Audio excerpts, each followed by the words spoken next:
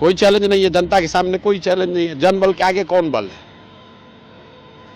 लड़ाई अल्टीमेटली ये मैं कह सकता हूं कि विधानसभा की जो लड़ाई है वो जनसुराज और एनडीए के बीच में होगी, ये क्लियर है।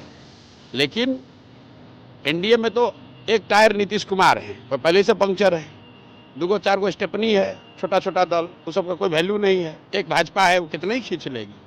आरजेडी को आप चलेंगे? लड़ाई एनडीए और जनसुराज में है तो आरजेडी को क्या मानेंगे? आरजेडी तो लालटेन है। जिस किसने कहा कि बड़ी पार्टी है? क्या वो एमपी जीता है? आरजेडी ने बिहार पिछली बार कब जीता था? अपने दम पर आरजेडी बिहार पिछली बार कब जीती थी? इस सदी में तो नहीं जीती है। 23 हम लोग 2024 में बैठे, 24 साल में तो नहीं जीते, 1995 में जीते थे। उसके बाद कांग्रेस के स्टेपनी पर चल रहे हैं, फिर जदयू से एक बार जब हम लोग साथ में मिलकर मदद किए तब जीते। आरजेडी बहुत बड़ा दल है। कौन सा बड़ा दल है? 22 को सीट आया था 2010 में, और पिछली बार जो उनको सीट आया है विधानसभा में, वो चिराग पासवान अगर खड़े नहीं होते तो फिर उनको वही 30-32 सीट आता। और सबसे बड़ी बात है कि जो आरजेडी का जो सपोर्ट है वो क्या है? वो मुसलमानों का वोट है।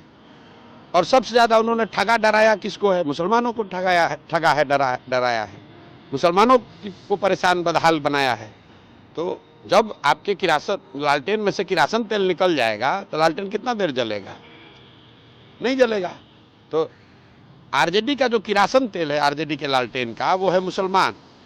और मुसलमान ये समझ गया है कि हमको सबसे ज़्यादा प्रताड़ित करने वाले, शोषित करने वाले, हमारे बच्चों के साथ घात करने वाले लोग ये आरजेडी के लोग हैं। और वो बड़ी संख्या में छोड़कर इसलिए जनसुराज में आ रहे हैं। और आप देख रहे हैं आरजेडी ने पत्र लिखकर अपने लोगों को कहा, जनसुराज ने तो पत्र नहीं लिखा है कि भाई आरजेडी, जनसुराज के लोग आप आरजेडी में मत जाइए।